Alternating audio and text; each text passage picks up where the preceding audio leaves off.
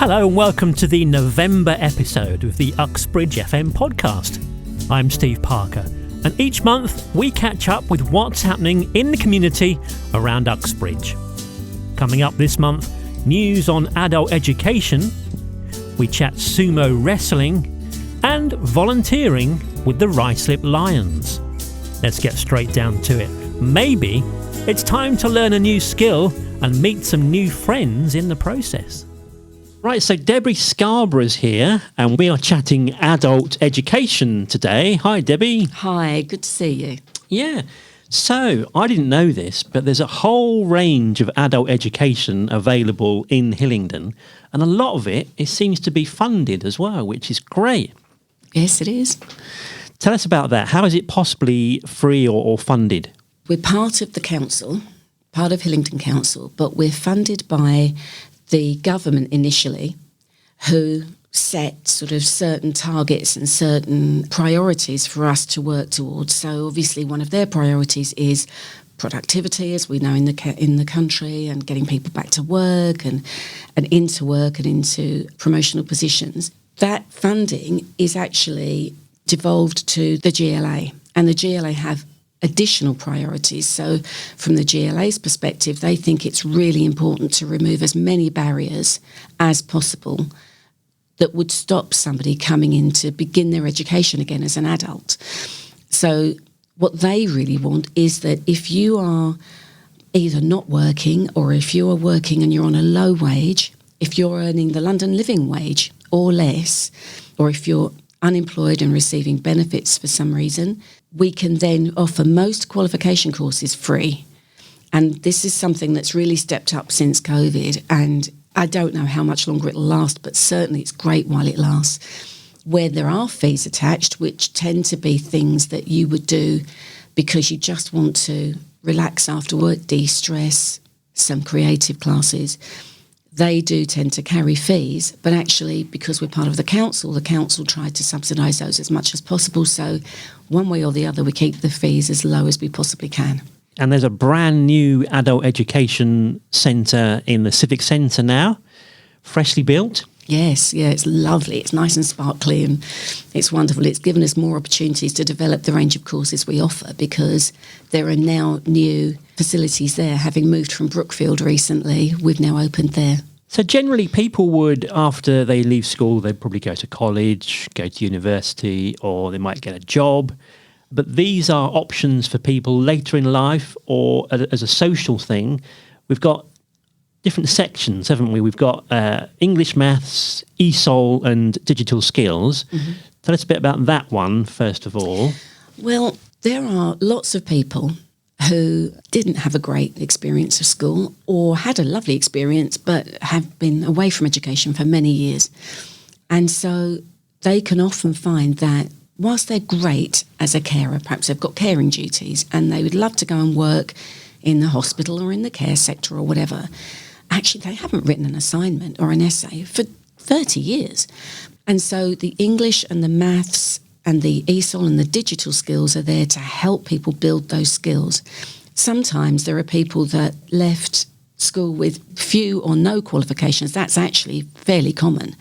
And so our range of classes that we offer go right through from helping somebody learn to write the alphabet and learn to put simple sentences together, all the way through to GCSE English, GCSE Maths, and all kinds of study skills and all kinds of things in between, you know, all those bits of practical, functional skills that you need to cope in life generally. So we could do some introduction to digital skills. We actually do coffee mornings and workshops for people who just can't use their mobile phone. And really, I should go to that because I'm always asking for help. And you can meet other people in the same position, have a laugh. It's really fun. It's an adult situation. And then if you want to, you can come on and progress on to some other courses. So those courses, other than things like workshops about your mobile phone, all of the other courses have qualifications attached so that you can really see the progression that you're making as you go through those levels. And then the world opens into what you might do next. And timing-wise, nowadays it's not evening classes, is it? It's timing that's fitted around your clients, your customers. So it could be daytime, school hours, whatever works. Absolutely. We're open Monday to Friday during the day. We're actually open from about 8 o'clock in the morning till about 5.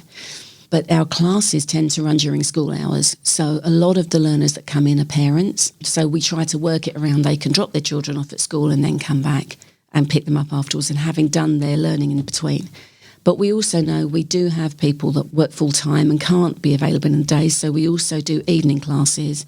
We're open Saturday mornings in the Civic Centre for classes that run then. And we also do, of course, online. I mean, most of our classes we try to bring online learning into most of our qualification courses, certainly, because now you need online skills just to function in life. Some classes are particularly higher level qualifications tend to do a bit more online learning, which often at that point, if you're doing a high level, say a childcare course, we do a lot of childcare qualifications. You might be running your family, living your life, plus studying with us, plus doing a voluntary or a paid work placement in a school where you can't possibly do all that stuff. So some of that we tend to do, some time in classes with everybody and other time online, so that it just eases the pressure a little bit for people. So the learning for work and life section, we've got different coloured brochures for these. So I'm on the blue brochure now. Tell us about that one. This is more for your work or career improvement, I would guess. Yeah, that's right. So we do a lot of vocational courses. So I've mentioned some of them already. We know that there's a great need for the care sector workers and indeed the NHS to recruit staff. So we work towards getting people those initial qualifications so that they can go on a study and work in those areas. We also do a lot of childcare work and early years, which again I've mentioned.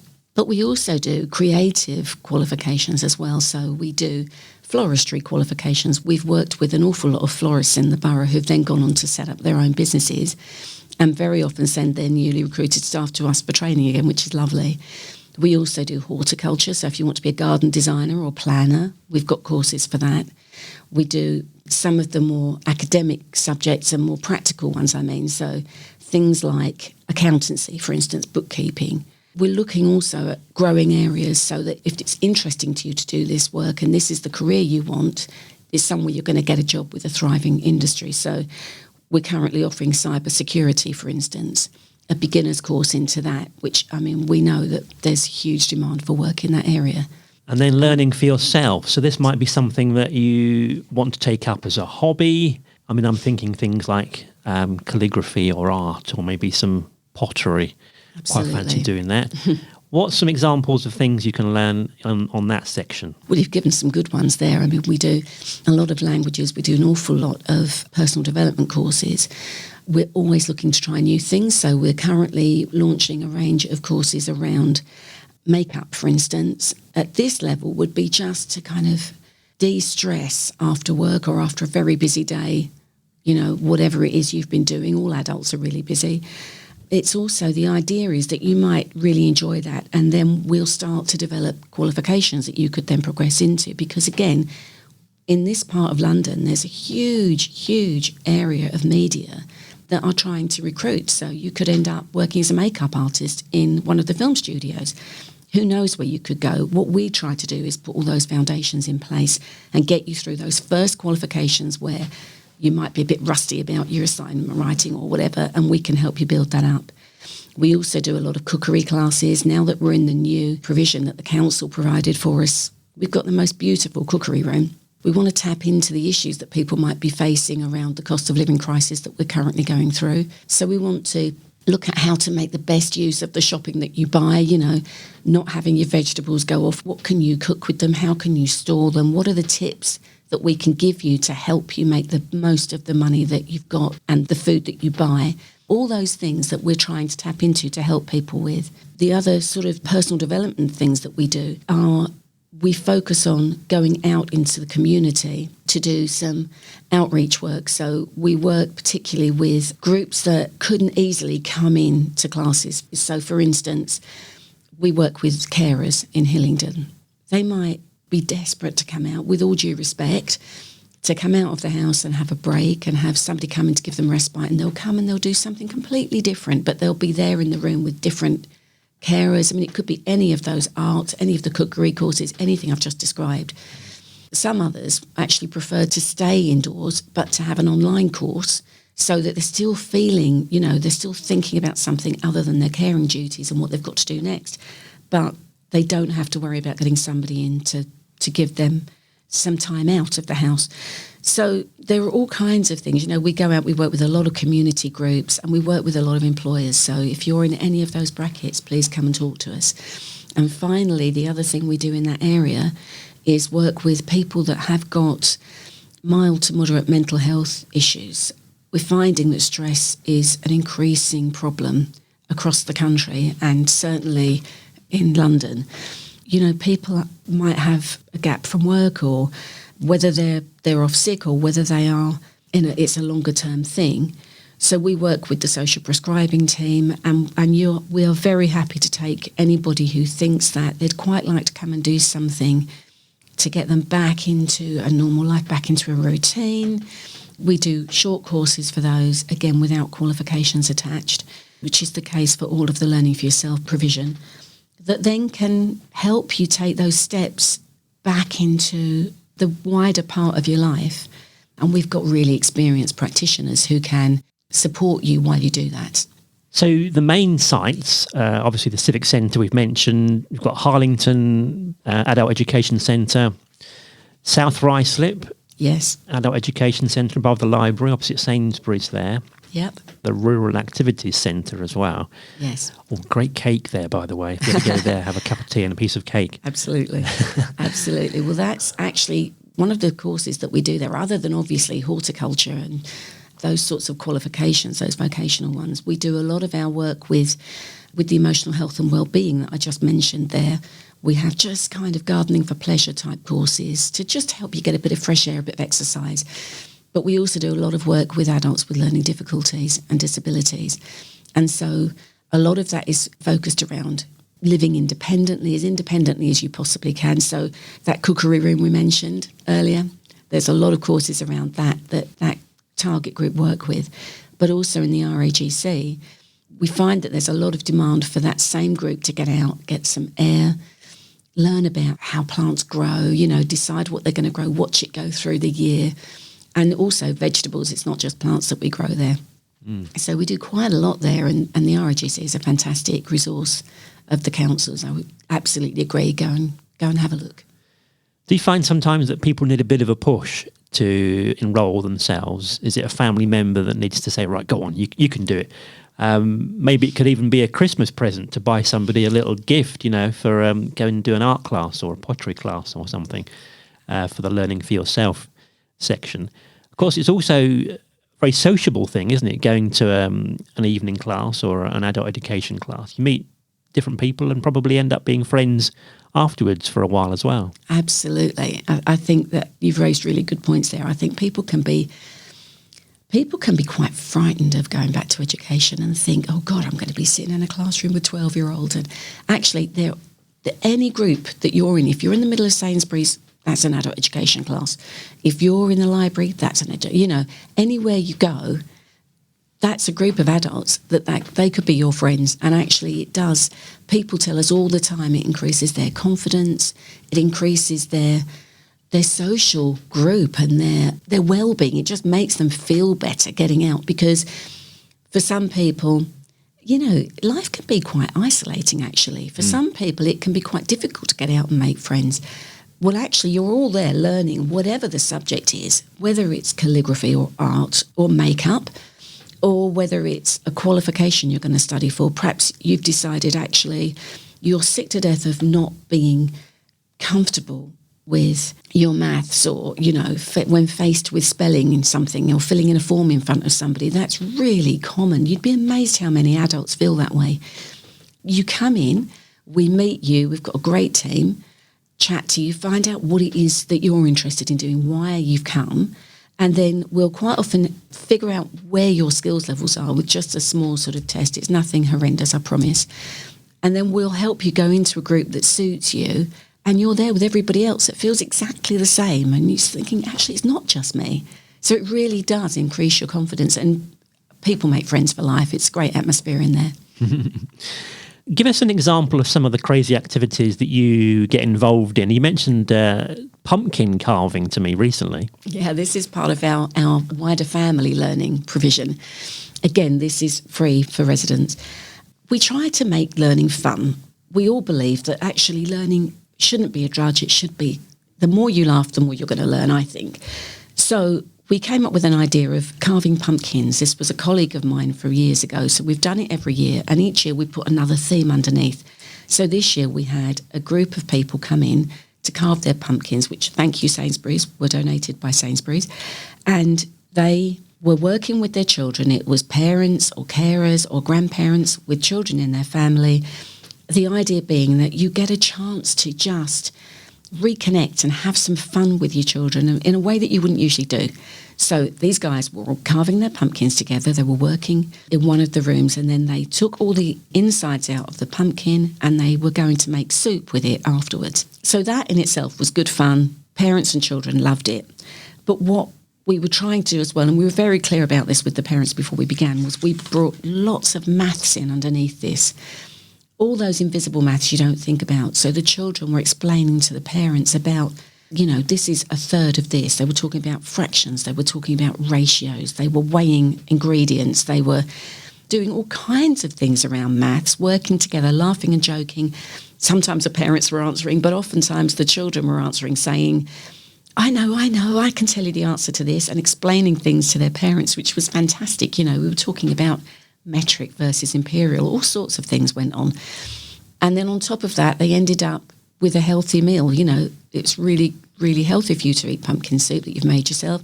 And the children were trying tastes and food that they perhaps wouldn't have done otherwise. So sometimes the wacky things that we put online, which is where you'll find all the information about our courses on the council website, look underneath. Sometimes in the course information sheet, there's a lot more going on, and it's a great way to learn with your children. And at the end, you have presentations of certificates as well. We do, yeah. We had one last week, actually. We had about 200 people come in. They'd all studied with us last year for qualifications, worked really hard because it takes a lot of commitment and hard work when you've got that homework to do and you don't want to. But they did, and they got through and they passed, and we had the deputy mayor there to give out certificates to everybody. It was fantastic. People were cheering. We had somebody coming up to collect an ESOL certificate, somebody coming up to collect an employability certificate, somebody coming up to get it, level 3 counselling, or all sorts of qualifications, all the vocationals, all the childcare that we do, the early years. And they were all cheering for each other, but it was good fun and a great sense of achievement. One of the nicest things in the calendar. So more details online, the website hillingdon.gov.uk/adult learning. But you can also ring up, can't you, as well, and chat Absolutely, to you live. Yeah. Yes. What's the number for that? Well, it depends where you want to go. I mean, obviously, we'll start with the Civic Centre because that's sort of the main one. And the number for that is 01895 556 455. We've got a great team there that can help you. The main centre in the south, so if you're in the south of the borough, and particularly if you're interested in something like English or maths or ESOL, which is English for speakers of other languages, would be 01895 556 252. But really, I won't list them all out. Any centre that you ring will be able to help you. And as I say, we've got really experienced staff. All of us have been trained to give information, advice and guidance that can help you find the right path for you. Sometimes we don't provide the course and we'll help you find one locally, somebody locally that does. But that careers and education service that we offer, which is again free, if you need to come, you want to go for a job, you know the job you want, but you want to have some interview skills, some practice, come and talk to us. We'll try and sort something out. We work with the National Career Service. They come in, we can provide one-to-one appointments for you if you want to have your CV updated, or you want some, if you want to go and join the police force or something, you don't quite know where to start, we'll set you up with an interview with one of our staff or one of their staff, and it will help you find your way forward. Lovely stuff. Well, if you're listening to this, go and realise your potential, go and sign up for a course. Thank you very much, Debbie, for coming in and telling us all about this adult education in the borough. And some of the stuff, as we mentioned, is free and funded, so go for it. Thank you very much. Thank you. It's been a pleasure. Thank you. Now, it's not every day you get to chat to a British champion sportsman, and I bet you didn't know there's a small but growing community of sumo wrestlers in the UK. Now, no sooner had I learnt this than I got an invite to sit down with the current UK sumo champion at his kitchen table. So I am with Mandeep Singh Kundi, and I've come out to Ivor to meet him because you're one of a rare contingent in the UK, a sumo wrestler. Now, in your day job, I gather you help people find work, you get them back into work. So give us a bit of 10 seconds on your day job, and then we'll go into some serious details on sumo, perhaps. Sure. Thanks, Steve, and welcome to Ivor Heath. I'd like to say sunny Ivor Heath, but it's raining in true British fashion.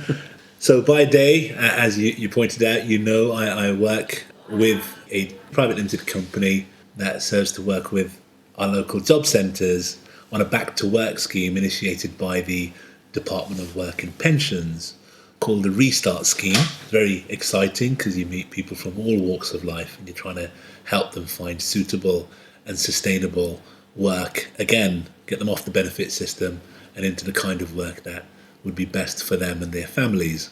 And by night, if you like, I began something about 6 years ago, which was sumo wrestling. So I've started that and made some advancements in it. Really am enjoying it, and it's something that I not only do myself but also have my son and other locals who want to get involved learn about and take part in as well. So why sumo? How did you get into it, and why? I could say why not. Basically, born in this country, exposed to various media and sports. I came across it as a child, and it fascinated me, or what I understood about it as a child back then. This was sort of the late 80s, early 90s. And then I found that it was phased out, and I also moved on. Whilst I knew it was still a sport in Japan, the national sport of Japan, I came across it again in 2016. And it was at that point that I realised some of the nuances that I hadn't done whilst growing up. Just wondered if there's a following of it in the UK or not. So I did a search online. I found the British Sumo Federation in Derby, of all places. Got in touch with the chap who runs it, and was invited to have a go. And that's pretty much how the journey began. So in Derby they have it's called a dojo, isn't it? You can call it a dojo, yes. A centre there where they have a ring that they would practice on or in. Steve Pateman, or Sumo Steve, as he's also referred to, is the president of the British Sumo Federation. He's been running sumo, if you like, in the UK for many years now. So he's who I went to see. That would encourage others to go and see, and got me started. We've had many tournaments in the UK since, and some abroad also. And I just think it's a wonderful sport because at an amateur level, which is what this is, it actually lends itself to people of all genders, of all sizes, and of all ages too. So you aren't typically enormous like a sumo wrestler you might see from Japan. I'd say your average build. I mean, what weight category would you compete in? So looks can be quite deceiving. Okay. So I'll take that as a compliment. Thanks, Steve. But actually what I would say is it's about your body composition. Yeah. More than the gross weight. To give you a straight answer, I actually fall in the heavyweight category because I weigh just shy of 130 kilos. Those in Japan can seem like they have more fat than they have muscle, but there's two types of fat. One is called visceral fat, which is the dangerous kind, and the other is called subcutaneous fat, and that's actually healthy. That's got a lot of muscle underneath the layers that seem like they are visceral. And that's basically what sumo wrestlers develop with a very intense schedule of training that they have day in, day out. Tell us a bit about the clothing that you would wear when you go and fight sumo, everybody thinks it's like a sort of, not a nappy, but a kind of like a sort of, I don't know, what's it called? Loincloth, if you like. Yeah. The actual name of this belt that is worn is a mawashi. And, it's basically a very thick canvas that one is required to wear in a certain way that has a knot at the back. And once that's knotted, it's not coming undone. So what happens is that the authentic way to wear that is straight on skin and nothing else. But in amateur sumo, you are actually permitted to wear the mawashi on top of compression shorts, if you so choose. Yeah. And that's for men, where, as I alluded to before, women also wrestle. So what they would do is wear the mawashi on top of a one-piece leotard, like a swimsuit. And the weight of this belt, if I can also add, is usually about 3 to 5 kilos. So it's quite a heavy piece of kit. And then the ring is called a doyo. Doyo. Yeah, that's right. So the whole concept of sumo is to wrestle and push the other person outside of the Yes. space. Essentially, you have a circle which is about 15 feet in diameter, 4.55 meters to be exact in that other metric. 2 ways in which you must win, either to oust your opponent, to push them, let's say, out of the circle first, or to take them down within it. So if any other part of their body touches the ground other than the soles of their feet, they have lost, you have won. Yeah. So whoever goes out or down first wins. It doesn't matter if you follow on out or down after them, as long as you weren't first, you've come out on top. It's the best of one, and the average duration of a match usually lasts about 5 to 10 seconds, about the same duration as, let's say, a 100-meter sprint. So it's all about intense power, getting that on straight away, rather than a long boxing match that might go on for a number of rounds. This is intense. That's right. Power for short time. That's right. However, interestingly, what you'll find with amateur sumo is that if you were competing in, let's say, a tournament here or abroad, then whilst you'll have a gap in between, you may require several of those matches with different individuals in order to medal. And you've recently competed in Switzerland? I have, yes. And you've won gold? I did, yes. In your category? That's right. Yeah. And your son won as well? He won gold as well, that's right. That was very special. Yeah. I mean, how is sumo in the rest of Europe? Is it big or? Very big. The pockets of it? Very, very big. It's in over 80 countries across the world. Amateur clubs in Switzerland, Poland, Bulgaria, France, Germany, Norway. There's a number of countries, and they're all very, very prolific fighters. The kids, the women, and the men. Tell us how sumo helps with your work life. So sumo helps with my work life because it reminds me of the selflessness with which I must act in my capacity within employer engagement. It reminds me of the calm that I must incorporate when dealing with people, the contentment of knowing that I've done my best. It reminds me of how I need to be in a state of detached attachment with my work, with my stakeholders, my customers, for example, and how I need to be humble. So really those values that I developed through sumo, that I have been developing from long before, courtesy of my parents and my upbringing. You've got a very sort of peaceful outlook or personality, but perhaps behind that, I've not seen you in the ring. Maybe that comes out in the ring in those 10 seconds. Yeah, the power and the strength. But normally you have this kind of peaceful aura about you that I think probably would work well in a work situation, perhaps. That's very kind, and I think you need to know when to turn it on and when to turn it off. Absolutely, but I think there's definitely a place for both in the ring and outside. Let me show you the gym. These are some very unique sumo statues that I picked up, like garden gnomes, that are the beginning to what you're going to see in here which is what I call the Dojo of Oneness. Right. That would be the name of the actual club. I normally get rubber carpet, especially, out on the grass when it's dry, and then put these battle ropes on top of it, and that's where I do my sumo. Okay. Right, but then it's subject to the elements. If it's raining, sumo cancel. Yeah. Right, if someone's coming to see me. A spin bike, and then this, which is upside down or on its side, this is not a drag sled, it's called a prowler sled. So instead of pulling it, you'd push it. Okay. You'd load it up, and then you'd push it. Yeah. I don't know if you've seen a Bosu ball before. No. These are fun, because you've got to try and stand on them, maintain your balance, and then do all sorts. Whether you're compounding it with a weight or just your body weight and you're doing a squat. This is a treadmill. This is one of two over there, which are called drop pads. Yeah. So if you're doing lifting out in the open, you can afford to drop the weight on this, and it's high density foam that will take it. A rower, Rowing machine. a vibration plate, a cross trainer. There's those battle ropes over there. And then basically, sir, there are three big muscle groups in our body. So the one is your chest, bench press station.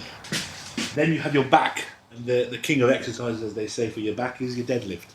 And how many are you lifting there? How many kilos? Oh, that's just the bar, which is 36 plus 25 a piece. So call it 86. Yeah.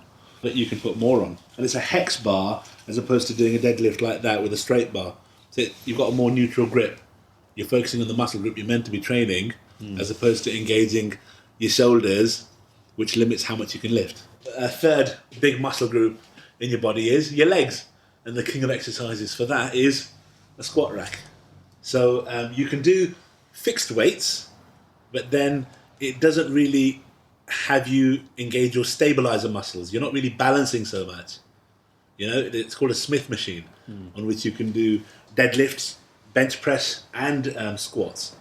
You're not balancing. Here, when you are balancing with these free weights, you're engaging those stabilizer muscles, which means you're really working those muscles more. This is a machine I picked up from a gym that was upgrading its equipment. It's a David Lloyd's machine. It allows you to do tricep dips and pull-ups. Yeah.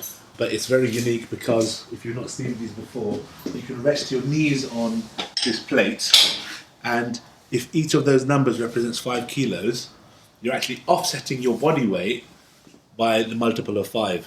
If we just briefly cast an eye towards the gallery, right? What I found in my research and my fondness for philosophy as well as sport is that every major world religion has a wrestling story. That, to me, was just fascinating, right? Because this is a form of wrestling, right, among so many. But it's interesting, you know, they did various other games and exercises, but the one common theme was wrestling in some form or the other. So every religion at its core teaches you the same. There are some contradictions, but we're not here to create confrontation. We're here to focus on the similarity. There's a balance to be struck there, and that, first of all, if you are a God-believing person, if I've not mentioned this before, we say that if you can't see God in all, you can't see God at all. Further, that it's about unity and diversity, not uniformity. You don't have to look like me, eat like me, dress like me, etc. for us to get along. So, focusing on the wrestling piece, I won't go through all of it, but actually there is wrestling stories linked to 3 deities of Hinduism: Buddha, Lord Christ. There was a tale of how a chap called Jacob wrestled. Some would say God, some would say an angel, but the interpretation from it, of the many that I sort of aligned with most, was that you cannot wrestle God, but we often wrestle with the will of God. And when we submit to the will of God, then we find peace. And when Jacob realized that he cannot defeat God, then in submitting to God, God actually renamed him Israel. And this is part of the Bible. So when you have someone come here who I'm coaching and being told about something from their own faith, they're like, wow. And it puts a different spin on this that we do here, that I do here. So Prophet Muhammad also, there was a story of him facing a wrestler, a Rakana. Pelvan just means wrestler. And then one of the 10 Sikh gurus, they also set up these centers everywhere because they said, in philosophy we say that you are not your win and loss record. You are not your status. You are not. That is part of who you are, but at its core, you are spirit. But you like to dress up with all these labels. And it's only in the wrestling ring that you remove these labels. So he said that basically what you need to do is consider the world, your life, as a wrestling ring. You've got the logos of the different federations around sumo. So in Japan, internationally, in Europe and in the UK. When you see professional sumo, that's their memorabilia, a handprint called a tagata on rice paper. But you might wonder why they have these set colours. They represent certain deities, certain elements, certain directions. But at the heart of all of this, for me, it's about values. My message to my kid is be a champion of values. In South Asian culture and Indian culture, we talk more about the vices than the values. The values are implied, the read between the lines bit. We talk about the tendency of people to be selfish, angry, greedy, attached to materialism, and egotistical. So we're not saying we can remove or replace these, but we can counterbalance them with being more selfless, calm, content, detached, and humble. But when I say detached, what I mean there is to say that we were meant to love people and use things. Instead, we love things and use people. And so detached means more a state of detached attachment, where we love people and things, but we don't rely on them so much that if they're not there tomorrow, we feel like we've lost our bearings. So in Hillingdon, I gather you put some feelers out around the local martial arts clubs about perhaps getting more people into sumo locally. That's right. Yeah. How's that going? It's going very well. You know, every expert was once a beginner, as they say, because sumo is very akin to judo, among other sports, where I did a taster session with kids and adults. This was with the local judo club that is run in Hillingdon. I've now become a member of their club to learn how to set up my own, perhaps, rather than just the one-to-one coaching that I do. I'm hoping to have that serve me well for developing my sumo further, as well as to see how I do in judo as well. Yeah. So if someone's interested in perhaps getting involved in the Hillingdon area, can they get into contact with you? Yeah, I'm on Facebook, on Instagram, and on YouTube under the name Deep Sumo. So I've got my contact details there. They'd be most welcome to reach out and have a go. It may well be that they could be a future British and international sumo champion themselves. Yeah. So going back through your trophy cabinet, as well as your Switzerland win recently, how have you done in the past sort of few years? You've been winning trophies. So I'm very blessed and very grateful to a number of people and factors. There have been 8 tournaments in the UK that I have taken part in. One was a novice championship, one was a masters, and then there were 6 British championships as well. And my record stands at 1 silver and 7 gold. So I'm the current British champion in that respect, and where I've had some international experience as well, including in the home of sumo in Japan.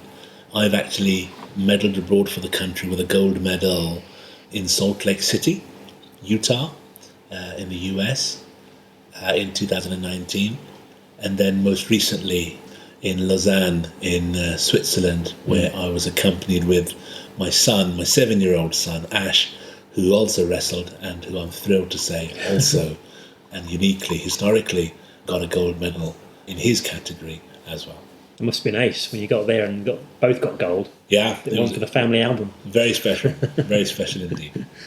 It doesn't matter whether someone does sumo or some other martial art or simply does exercise, but it's really, really important that we push ourselves and keep fit. I've shared this message on a few platforms before, but it won't get old. And, ultimately, it's like a seesaw is life. Sometimes we're mentally down, sometimes we're physically down, but we need to work on both, on our mental health and our physical health. Also, we live in a digital age, but we have to remember that our digital identity is not our soul identity. So I really hope that the listeners from this recording are able to take from the journey that I've been enjoying for the last 6 years and hope to enjoy for many more years to come, and are doing something or will do something with themselves to keep fit and to have fun. Well, thanks very much. Cheers, Steve. Thank you. Take care. And just search deep.sumo on Facebook if you like to link up with Deep and chat sumo. Next, Ruislip Lions Club are on the lookout for new volunteers. Welcome along to the studio, Lynne Kaufman, and we are chatting today about Lions Club. Hi, Lynne. Hi, Steve. Nice to be here. Now, you're from Ruislip Lions. Yes. But first of all, maybe give us a history of Lions Club. Roughly, when did it start and who kind of founded it? Well, it was a pre-war activity and it started in America. And there is one guy called Melvin Jones who apparently was the most amazing lion that you could ever meet. And he sort of set the bar high. So anybody that joins Lions now aspires to reaching the Melvin Jones heights and getting one of his certificates to proudly put on their wall. It's very embedded in America and it's very embedded in India. But it's come more recently to England, and we have across the country zones of Lions where you get probably about 6 Lions clubs who are in a zone, and they occasionally get together to try to do what lions are supposed to do, and that's be ordinary people doing amazing things. So perhaps we can explore some of that later on. Is there an age group or age range you have to be to join? I suppose, as with most voluntary activities, it tends to be attracting the more mature members of the community. But there is also an opportunity for youngsters to become involved in Lions by starting a Leo club, which can be started in their school or started in their youth club. And in a way, those early stages of being a Leo will hopefully step you towards being a fully fledged lion eventually. So we keep our fingers crossed that our children and adults in Lions will come closer together and that we'll become stronger. Actually, we've got 1.4 million members of Lions across the world. And what's the sort of general philosophy? Is it raising money for local charities while enjoying a social laugh with your fellow club members? Oh, I like the idea, Steve, of a social laugh. I think that's really very impressive. And I think that's what we do try to do. Sometimes it gets a bit intense, especially at this moment in time after lockdown, when I think most charities are struggling to raise money. We are searching for things that we can do to help us raise money for the 5 pillars of Lions that are promoted across the world. And I'm going to try and see if I can remember them now. They're cancer, vision, environment, diabetes and hunger. Oh, very important, yes. So those 5 pillars are the root of what we raise money for. And we try to, whenever we do something like a tin shake, we try to say to people, although you're giving money towards Lions, this will actually go to one of the pillars. You know, for example, we have just recently collected for childhood cancer, which is something which has been promoted by Lions in this country in a very positive way. So let's just go through those 5 pillars. So those are something that's been chosen from America, I guess. Yeah, I think the root comes from America, and it gives a guide, I suppose. Really, it's saying to people that these are world issues. These are not things that are just in one country or another.